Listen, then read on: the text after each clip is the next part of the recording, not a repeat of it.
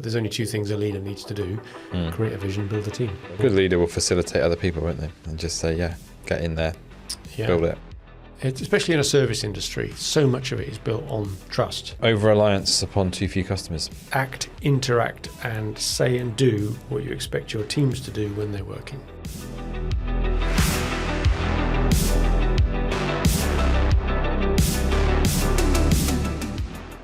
So I've been busy this week.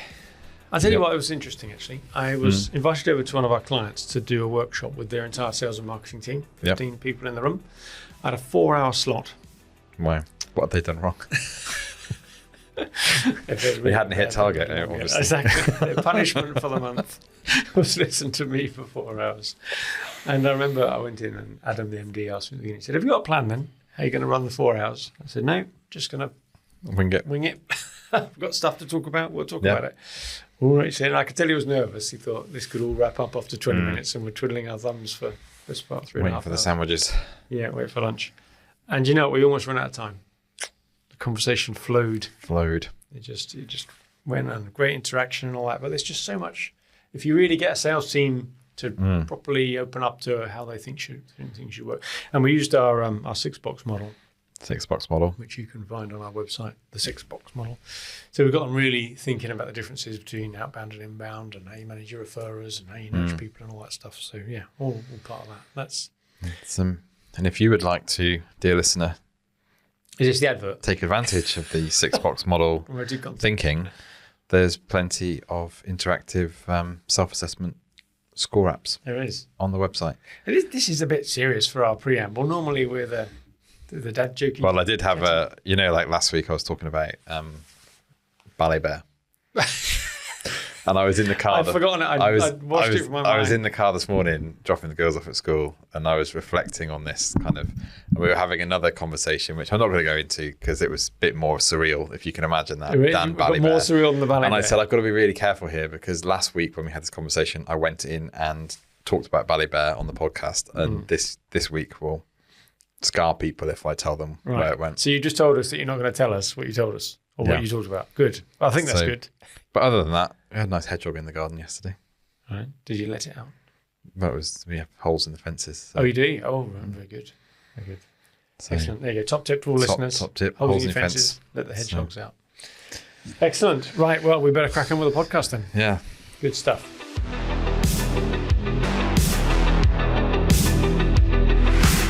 Hello and welcome to another episode of the SME Growth Podcast. We're up to episode 122.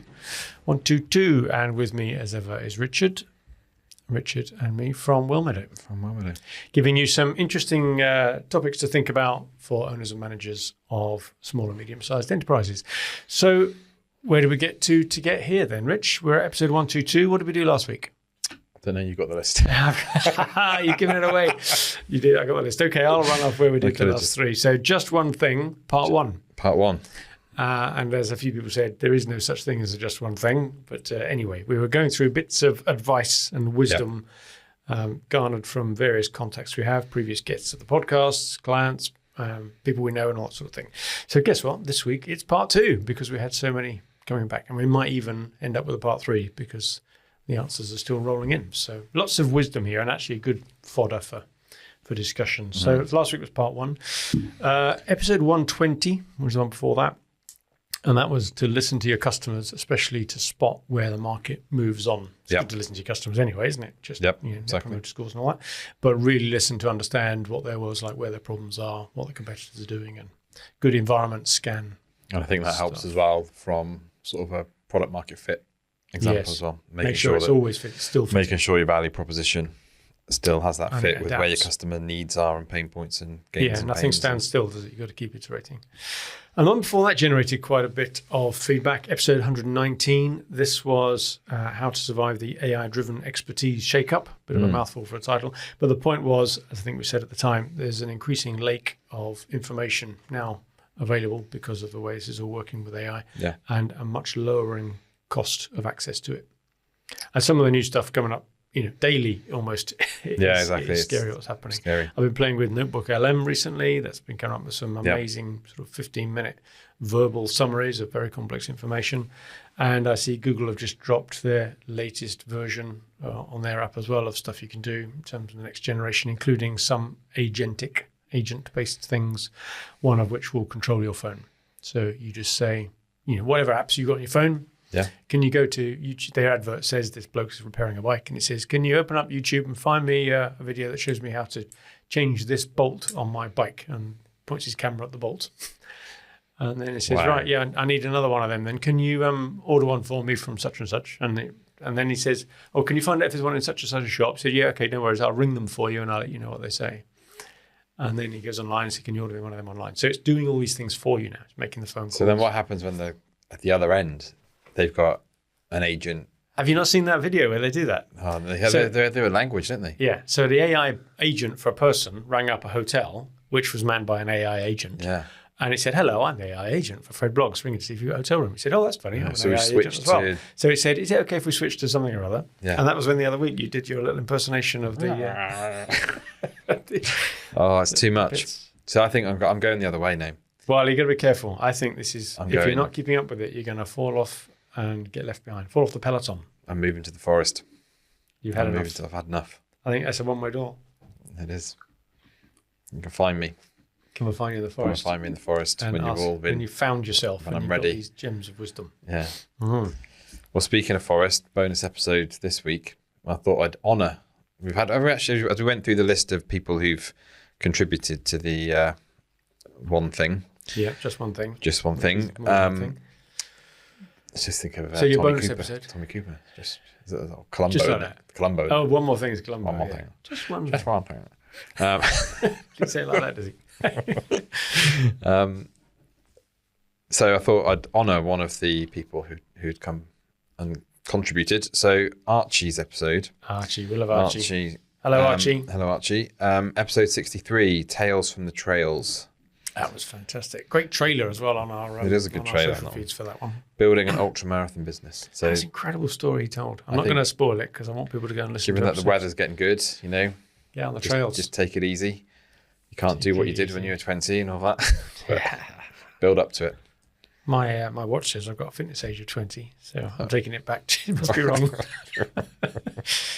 Okay, so good. Episode 63 is your bonus episode for this week. Good. Right, with no further ado then, I want to crack on because we've got loads of these pearls of wisdom that have been sent in by the various people that I asked to contribute. And if you're listening and you want to contribute, please do. Please send it in through. You can go to our smegrowthpodcast.com website, or those of you that know us through Wellmeadow, contact us through Wellmeadow and send in your pearl of wisdom and you'll get a name check.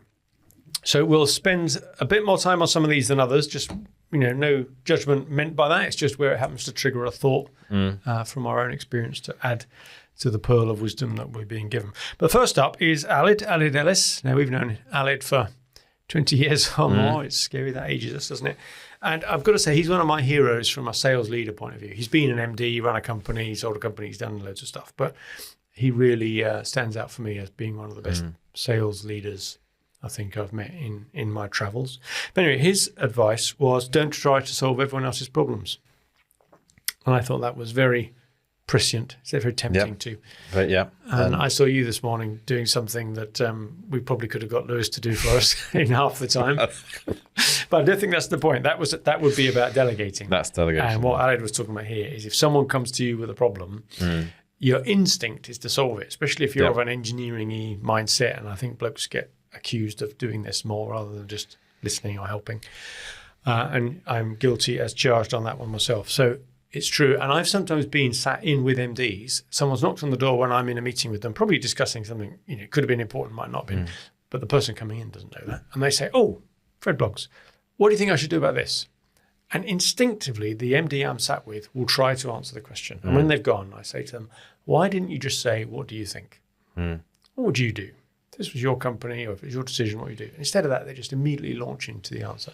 So I think Alid's nailed one of the big important ones there. If you've got a team around you, let them get on with it. Exactly. And I think as well, maybe there's an element of that of people's personal problems as well, which is also, I think that's another thing that as work and life bleed into one another, as they often do, that you can sometimes end up, and I think that just comes down to if you're trying to be a decent person, someone comes to you with a personal problem and before you know it,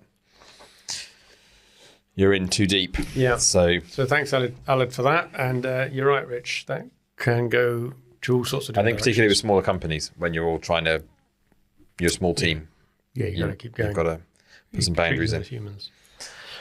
No, next one. You don't know this chap, Steve. Steve Pritchard-Jones is someone I know from various circles. He made his career in teaching, became the head teacher of one of these groups of schools. He became what they call a superhead, head teacher of several schools at the same time.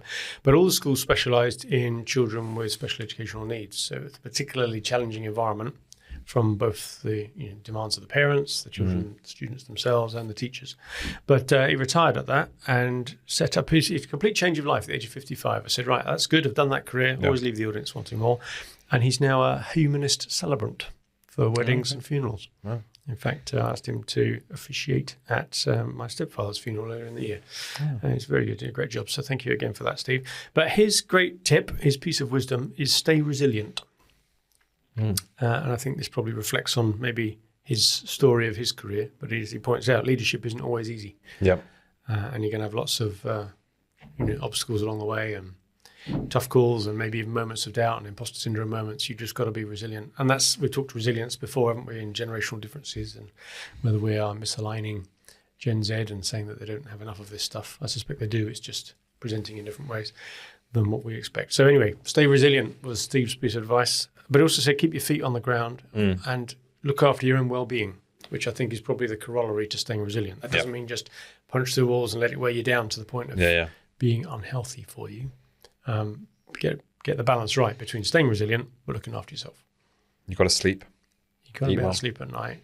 But I think if you're not getting enough sleep... Oh, you don't just mean from a conscious point of view? No, from a conscious point of view, it's very hard to stay resilient if you're not getting enough sleep. I think that's there is that kind of connection between your well-being and your ability to be resilient and perform under pressure. And there is quite a lot of data talking about life expectancy based on average hours of sleep as well. Okay. And onset of dementia and loss of memory and all that stuff. Your brain only does stuff, reorganizes and shuffles all the data around when you're asleep. But it's got to be proper sleep, not alcohol-induced slumber. Is that slumber? Yeah, I think that's just sedation. Well, I can testify that lack of alcohol does improve your sleep. Yeah, you're virtuous. How many days it is now since the 1st of January? Jeepers. Yeah, nearly 5 months. Who'd have Which thought? is a shame, yeah. Well, I'm trying to take a bit of a leaf out of your book and cut down, but not to that extreme. Go on, you do the next one. Next one, Archie. Oh, who's Archie? Archie with an I. You got a name check. So he says, act fast, course correct faster. So I think that's a good bit of advice, particularly, or fail fast as well as another thing we've talked about before. Yeah, it's true. That's important. Is if you're trying something new. We've talked about that in the context of sales as well, haven't we? That qualify and disqualify is an important part of the sales process. Otherwise, you'll invest time in something you shouldn't be. So he says, waiting for perfect clarity is a trap. Clarity is found when you start moving. And I actually saw Jordan Peterson talk about this yesterday, saying that it's better to have a flawed plan and move forward with a flawed plan than to just not move forward at all. Yeah. He goes, part of the discovery happens when you start moving. So yeah, exactly. It's that old phrase of perfect is the enemy of the good, which I think sort of encapsulates it. We get it a bit with clients as well who ask us to put full-blown, detailed, costed plans together before we even start, as opposed to probably our preferred method, which is more agile in nature, where you're able to adapt much quicker and get started. Well, you come up with so many unknowns, don't you? So it's kind of... So he also says... plan of attack survives engagement with the enemy. Exactly. So test something small, see what happens, double down if it works, kill it if it doesn't. And then he gives us a Jim Collins quote, fire bullets, then cannonballs. Which is kind of good. Yeah, I put that quote in there. Oh, did you? Yeah, just to emphasise what he said. But it meant the same thing. So yeah, some good stuff there. So good, and that sort of ties into that podcast, didn't he, where he talked about how they iterated to get the right business model and some of the challenges they faced. So if you haven't listened to episode 63 that Richard mentioned at the top, then encourage you to do that, because that's a really good one. It's a good one. Now, you know John as well. Woody. Hello, John. Good to have heard from you again as part of this exercise. John's ex-military, and I think that came across in his choice of nugget, his pearl of wisdom, which was, say, act, interact, and say and do what you expect your teams to do when they're working. So this is about authenticity, isn't it? Authentic leadership. Authentic leadership. Yeah. And I think that's probably borne out from his experience in the military, but also in business circles. Don't ask anybody to do anything you wouldn't do yourself. Yeah. Lead by example and all that. So there's a certain high integrity part of that, isn't there? Yeah, I think that will come out in quite a few of these, actually, that authentic leadership theme. Go on then, that leads on quite nicely to the next one. So Phil Topper, Seymour John. Phil has been a friend for a long time, hasn't he? Many and years. He's also been on the podcast, episode 33. Yeah. Everything you need to know about recruitment. Well, we gave him a bit of a tough challenge on that one. We really pushed him on, was it worth using recruitment consultants, recruitment agencies? And he gave a pretty good account of the sector, actually, acknowledging that there are good and bad players within it. But, we know him because he's one of the good guys, right? So Phil says his number one is always honesty and integrity in everything you do. Everything, all caps. All caps. I saw the all caps. They shouted at the screen at me. But yeah, no, we're not going to disagree with that. Yeah, true. It's one of our values, isn't it? So we need to make sure that, especially in a service industry, so much of it is built on trust. And as soon as that trust goes, it goes. It can take a long time to build up a level of trust and a second to lose it. So, so he says all relationships built on trust, whether it's customers, staff, suppliers, or a marriage. Nice little throw in there. There you go, a little bit of life philosophy. My anniversary next month. No, next week, actually. Oops. Okay, that right. Do you want to edit that out? Mrs. Buckle might pick you up on that. She might do, yeah. How many years is that, did I say? 20 years married and 26 years together. Wow, that's good. Well done. Get marked for murder. Now, Chris, I know Chris. I think you've met him. Chris Joel. Chris Joel is the MD of a company called Telenova. Fantastic business model. It's staffed by a load of ex-BT technical experts because their expertise was created at a time when the kit they were using then was current, and it is no longer current, as in people don't build new systems anymore. But of course, you can imagine with BT and the UK's telecoms infrastructure, it's all still built on old kit. Yeah. So finding experts to deal with old kit is like finding hen's teeth, and his company is chock full of them. So it's an amazing business model, and they've got spares of parts that you couldn't get anywhere else for the money. It's an amazing thing. Anyway, I asked him, and to be fair, his business is a really difficult one to get the message across, and also selling to relatively few very big customers. So you're talking to BT, other colonial country, large telecoms, and then some of the new startups. But to get into these companies is really difficult. And when you're in, contracts can be huge. Yeah. So you end up with this massive feast-famine cycle. And so not surprisingly, his main piece of advice is don't give up. Yeah. And we get that as a common theme across some of these, especially for smaller businesses that have grown eventually, but they go through a lot of challenges on the way. Yeah. So don't give up. He also says that the challenge of leading and growing a small company just takes a lot of grit. So you've just got to keep going through those tough times. Not giving up isn't a question of being reckless and throwing more money, good money after bad, or back to that point we talked about the other day of are you in a dip and should you give up or not? His point is you need the grit to go through. You've got to believe in what you're doing and accept that there'll be tough times. If anyone has ever read Endurance, the story of Shackleton, I'm just thinking of that as we go through some of these about staying resilient and don't give up and all that type of thing. That's a really definitely recommend that. But it's also a shame. Is it Kenneth Branagh who did the 2-part series of Shackleton? Oh, did he? It was really, really good. Oh, I'm going to watch that. That's definitely watch that. It's an amazing story of just endurance and not giving up and overcoming the odds, and it's unbelievable, really, what they went through. Yeah, reframes our modern convenience. So the story about the escape as well, when did the ship get caught somewhere? Or something? The ship got stuck in the ice, and then they ended up on an island somewhere that was, they knew they were going to be. Just drag the boat over the top of the island or something. They had to make a call where the 3 or 4 of them, or 2 ships, I think, 2 boats sailed off to try and hit South Georgia, I think it was, and if you got it wrong, you're just heading out to nothing and you are going to die. The South Atlantic. So then they ended up on the wrong side of the island and they had to climb over the island. And teams have gone back today to try and do it with modern equipment and have not been able to do it in the time that they did it in. It's just, honestly, it's unbelievable. Hey, Chris, anyway, what you triggered there? That whole I could do a whole podcast on Shackleton. Well, maybe that's one for the future. One for the winter months. Now, Glenn's next up. Yep, Glenn. Well, Glenn, actually, he's not in here, but he actually gave me a little piece of advice when I first met him. He walked in there, which would have been quite a long time ago. And he said, "You got any kids?" It's a bit like, Didn't say it like that, did he? Good. I said, yeah, I've done a daughter just had she's about 1 year old. He said, sacred bond between a father and daughter. Sacred bond. He's it's always stuck daughters, with me. I think, isn't he? Stuck with me, that has. And I thought, yeah. And he's right. He's right. I often recall that. He's a very loyal Wolves fan, I think, as well, isn't he? Wouldn't hold that against him. For his dedication. Now, we know him through two companies. The one that we first met him at was a sofa manufacturer called Ultra Furniture. And that's what he came on our podcast to talk about. Episode 31. 31, was it? Right, so episode 31. And that was a story. Gosh, talk about really understanding the trials and tribulations of that. But the problem he talked about in that, which I'll hand over to you to describe in a minute, was almost replicated again from his next company. It happened before he got there, which is called Rowan Precision, and they're a precision turning company.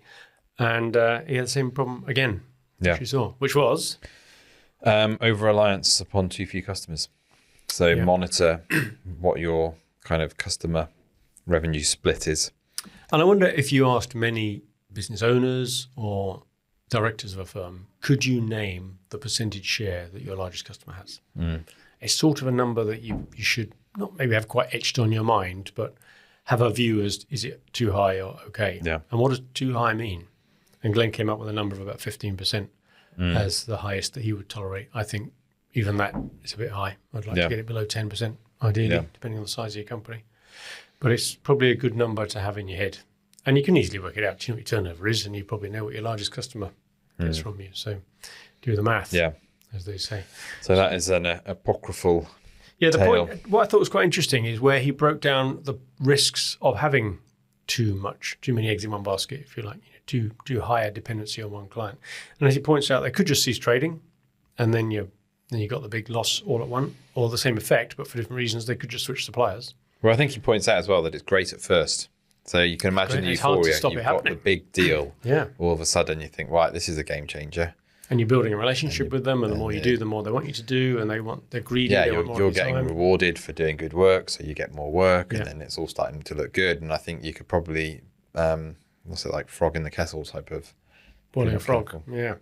But the other point he makes is not only might they cease trading or switch to another supplier, they may take it in-house, which is what happened at Ultra Furniture for their large, nationwide, well-known sofa distributor, seller, retailer. But the other point you made, which is a run-up to that, is that once they know that they've got a large share of your turnover, you're theirs. They can demand all sorts from you because they realise they've got a power over you. And whether they intend to be nasty about it or not, it's an influence you really don't want to have. So we talked about his experience with the furniture retailer, but also talked about in the precision turning business, they used to work for Dyson and help them develop one of their vacuum cleaners. And then he switched it all to the Far East and they lost all the work, having done all the development work. Wow. And they'd spent a lot of time getting close to Dyson, thinking that was the big future, only for it all to be switched away. So very sobering lessons. What episode was that again? We talked about that. Episode 31. Yeah. So once again, great stories in there, and I would encourage people to go back and have a listen to 31. Yep. Which is good. The next guy I know, John Peters. John Peters is the MD of a business here in Shrewsbury called Heal Planning and Developments, and they specialise in planning appeals. And a fantastic business model for them as well when you think about it. It's quite niche. It's not just planning consultants, but it's just the appeals. So it's people who've had planning applications turned down, and then he steps in with his expertise to help challenge it and get it overturned again. Now, that is particularly good because there is an official list published by every council around the country of planning applications. It all has to go public. Yeah. And as a result, they also know when they've been turned down. So they've got, from a point of view of prospecting, they've got data they can use. A bit like these people in the construction industry that use Glenagans, they've got council data, which is their total addressable market. But it does mean that they're contacting 4,000 people a month, which is phenomenal. Wow. And they do it all with hand-addressed or hand... the addresses are printed on envelopes, but the stamps are stuck on by hand, every one of them. And they found through A/B testing that if you put a stamp on a proper, sticky stamp, rather than the franking, then you get a high response rate. Wow. And it's worth paying for the labour to put the stamps on because there's that much of a higher response rate. So I thought that's not what he told us to do, do as his advice. But talk about that, putting 4,000 stamps on envelopes every month because it works. You're not licking that many stamps, are you? You've not licking. You've got to have Fortunately, they're self-adhesive sponge, these days. They're all self-adhesive. You peel them off, bang them on. See. But I thought that I wanted to bring that up anyway. Yeah. That's interesting. Yeah. So it's an encouragement for everybody out there to, don't just accept what you've always done and to challenge and test and A/B test. Anyway, his advice was about having goals and stay absolutely focused on them. Identify those goals. And the other thing is put a team around you to allow you to grow towards those goals. So it's a sort of a two-pronged piece of advice. Have a very clear goal, but team. Now, remember I've said before that someone gave me some advice very early on in my career that there's only two things a leader needs to do: create a vision, build a team. Yep. And I think that's a variation of what John's saying there. Have a very clear set of goals and put a team around you to deliver it. So that's very good. So next one's from Ian Cleary from IPU. Yeah.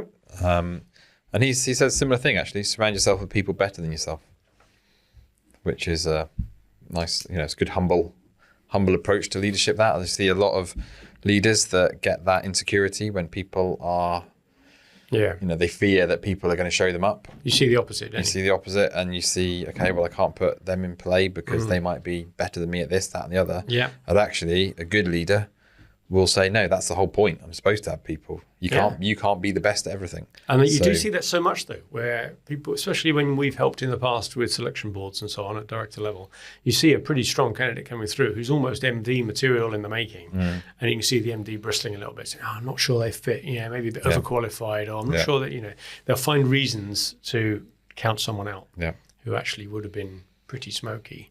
But they've got to be humble enough to accept that they've got a role to play and have this person. A good leader will facilitate other people, won't they? And just say, get in there, build it. And I'm thinking about building your own exit in years to come. You want that, right?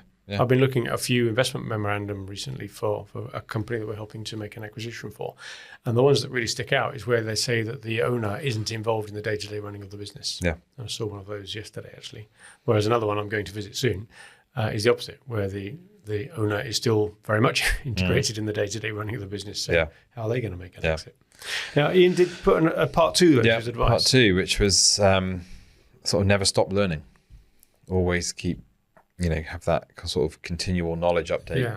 Always, you've never learned, you can never know enough. Teach yourself stuff. One of my favorite words, autodidactic. You teach yourself stuff. But he makes the point that this is even more true now than it ever was. You've always got to keep ahead of the curve, but the curve is getting so steep. Keeping ahead of it is even harder, especially with all the tech coming around, just keeping up to date with stuff that's changing. Yeah, and I think you see two attitudes to this. You see people who, like Ian is saying here, are hungry for that and acknowledge the fact that things are changing quickly and you need to learn. Yeah. I was somewhere the other day and the attitude was quite different. I can't possibly know this. I can't do this. I can't do this. And you think, well, it's pretty defeatist, really. Yeah. You can at least, it's so easy now to get, like we were talking earlier about Google LN and Notebook, and just, it's so easy to get information now. Well, and just go off to the woods and ignore it all, like you said. Well, exactly. That's plan B. I'm trying to persuade people to at least give it a go. And at that session I talked about the other day where I was doing the 4-hour thing, I was asking everyone around the room how much are they using AI, and still a surprisingly large proportion haven't even had a go at it. Wow. Not even to tidy up an email or something, let alone help them do their prospecting or come up, beyond the silly, come up with a limerick and meet someone with the parlor game stuff. There's so many clever things you can do now. Get it to adopt a persona and stuff we've talked about before. So thanks, Ian. Thanks for those. I hope Well Life is treating you well. I know the next chap, Clive Beer. Now, Clive Beer I served alongside as a trustee on a board for a charity, and I know him else through other channels as well. But he's served for 25 years at Savills, the nationwide property company, as a bit of an expert. He's a litigator in the property area, and he was chairman of Savills UK rural professional practice for many, many years. So very well known across the country. He's moved on from that now, and he's the chief exec of an estates and agency group where he looks after massive property portfolios around London for private clients. So Clive's got a lot of experience and has spent a lot of time in court and a lot of time with some very big ego people. As you can imagine, property attracts all sorts. And interestingly, the word that he wanted to offer as the single encapsulation of his piece of wisdom is proud. Indeed, to have pride is one of the problems, if you like, one of the 7 deadly sins. So he says the antidote to the problem of too much pride is humility. Yeah. And when you see it, he said that's where you can really see in somebody that they've encapsulated, the answer to this problem. And he said it's a bit like saying where I finish, they start. You are humble enough to realise that there's a certain amount you can do, and you've got to hand it to someone else. I think it's interesting where he talks about. He said, "I wish someone would explain this to me as a young man starting out." Yeah, and that's an interesting. One of my pet hobbies is initiation. And interesting when the whole initiation purpose of it was to take a 15-year-old. So your brain goes through about 6 different developmental stages. The last big one is about 15, apparently. Right.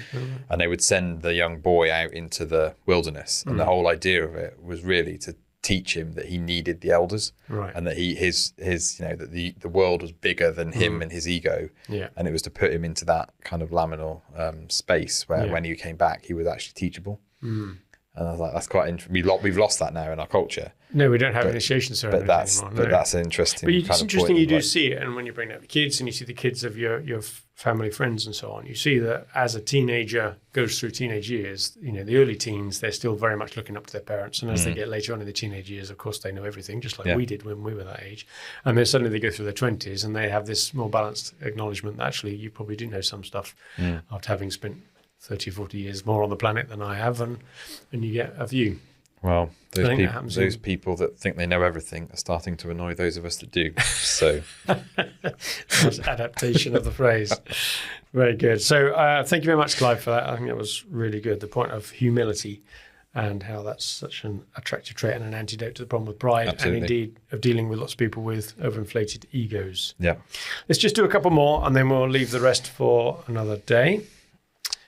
So Richard Llewellyn-Bell, who MD of Bell Taylor Employment. He's been a guest before on the podcast. Episode 30. Was he? Yeah, episode 30. He was talking about recruiting ex-service people. Yeah. He was in the military police, wasn't he, for the RAF? Yeah, right. He was a dog handler. Okay. Fascinating career down in Falklands and all sorts. Great stories to tell. Yeah. Episode 30 if you want to hear more about that.